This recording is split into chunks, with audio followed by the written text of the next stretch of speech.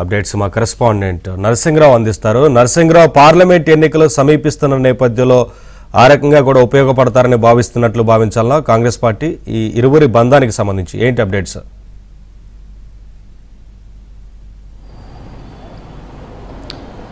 Yes Naveen, మొత్తానికి ఎన్నికల ఫలితాలు తారుమారు కావడము, అధికారంలో ఉన్నటువంటి బీఆర్ఎస్ పార్టీ ప్రతిపక్షంలో రావడము, ప్రతిపక్షంలోకి బీఆర్ఎస్ ఏమో ప్రతిపక్షంలో కూర్చోవడము, ప్రతిపక్షంలో ఉన్నటువంటి కాంగ్రెస్ ఏమో అధికారంలోకి వచ్చినటువంటి నేపథ్యంలో ఇప్పుడు ఇన్నాళ్ళు బీఆర్ఎస్ పార్టీతో చెట్టా పట్టాలు వేసుకొని తిరిగి ఫ్రెండ్షిప్ కొనసాగించినటువంటి ఎంఐఎం పునరాలోచనలో పడింది. ఇప్పుడు కాంగ్రెస్కు దగ్గరయ్యేటువంటి ప్రయత్నాలు చేస్తుంది అనేటువంటిది మనకు తాజా పరిణామాలను చూస్తే స్పష్టంగా అర్థమవుతా ఉంది.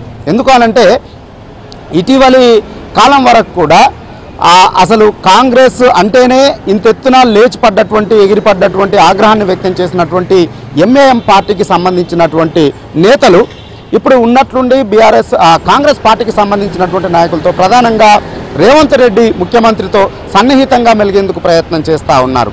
ఇటీవల దావోస్ పర్యటనకు వెళ్ళినటువంటి లండన్ పర్యటనకు వెళ్ళినటువంటి రేవంత్ రెడ్డిని అక్కడ ఎంఐఎం కీలక నేత అయినటువంటి అక్బరుద్దీన్ కలవడము, థేమ్స్ నది అక్కడ అధ్యయనం కోసం వెళ్ళినటువంటి అభివృద్ధికి సంబంధించి అక్కడ నిర్వహణకు సంబంధించినటువంటి అధ్యయనానికి సీఎం వెళ్ళినటువంటి సమయంలో అక్కడికి వెళ్ళడము, సీఎంతో కలిసి ఆయన థేమ్స్ నది అభివృద్ధికి సంబంధించినటువంటి అంశాలని ఆయన కూడా అధ్యయనం చేయడము, అదేవిధంగా అంతకు మించి ఇక్కడ తెలంగాణలోని మూసీ నదిని కూడా అభివృద్ధి చేయాలని చెప్పి అక్కడ చర్చించడము, ఇలాంటి పరిణామాలన్నీ కనుక చూస్తే సో ఎంఐఎం ఇప్పుడు కాంగ్రెస్ పార్టీకి సన్నిహితం అవుతుంది. రాబోయేటువంటి కాలంలో కాంగ్రెస్తో కలిసి పనిచేసేందుకు సిద్ధమవుతుంది అనేటువంటి చర్చ అయితే ఇప్పుడు విస్తృతంగా జరుగుతూ ఉంది.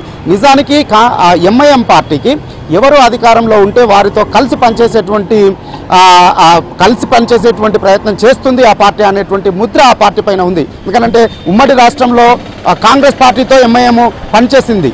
వైఎస్ రాజశేఖర రెడ్డి ముఖ్యమంత్రిగా ఉన్నప్పుడు కాంగ్రెస్ పార్టీతో ఎంఐఎం క్లోజ్గా అసోసియేట్ అయి పనిచేసింది.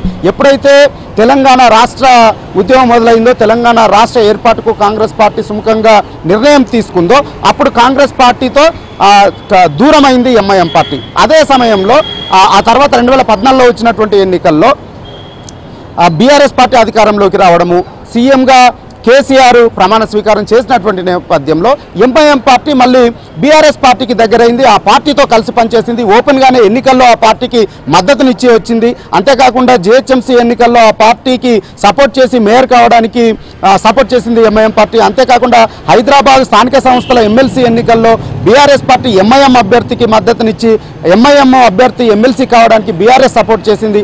మొన్నటి ఎన్నికల్లో కూడా ఎంఐఎం పార్టీ ఓపెన్గానే బీఆర్ఎస్ పార్టీకి మద్దతు ప్రకటించింది. పోటీలో లేని చోట బీఆర్ఎస్ పార్టీకే ఓట్లు వేయాలని చెప్పి ఓపెన్గానే ఎంఐఎం పార్టీ అధినేత అసదుద్దీన్ ఓవైసీ పిలుపునిచ్చినటువంటి సందర్భాన్ని చూసాము. సో ఈ విధంగా క్లోజ్గా అసోసియేట్ అయ్యి ముందుకు సాగుతున్నటువంటి ఈ తరుణంలో పార్టీ అధికారాన్ని కోల్పోవడము, ఇక్కడ అధికారంలోకి వచ్చినటువంటి నేపథ్యంలో ఇప్పుడు మళ్ళీ కాంగ్రెస్ పార్టీకి సన్నిహితంగా దగ్గర కావాలనేటువంటి ప్రయత్నాన్ని ఎంఐఎం చేస్తుంది. అదే సమయంలో కాంగ్రెస్ పార్టీ కూడా బోటాబోటీ మెజార్టీతోనే బోటాబోటీ ఎమ్మెల్యేలని గెలుచుకొని మాత్రమే అధికారంలోకి వచ్చినటువంటి నేపథ్యంలో రేపు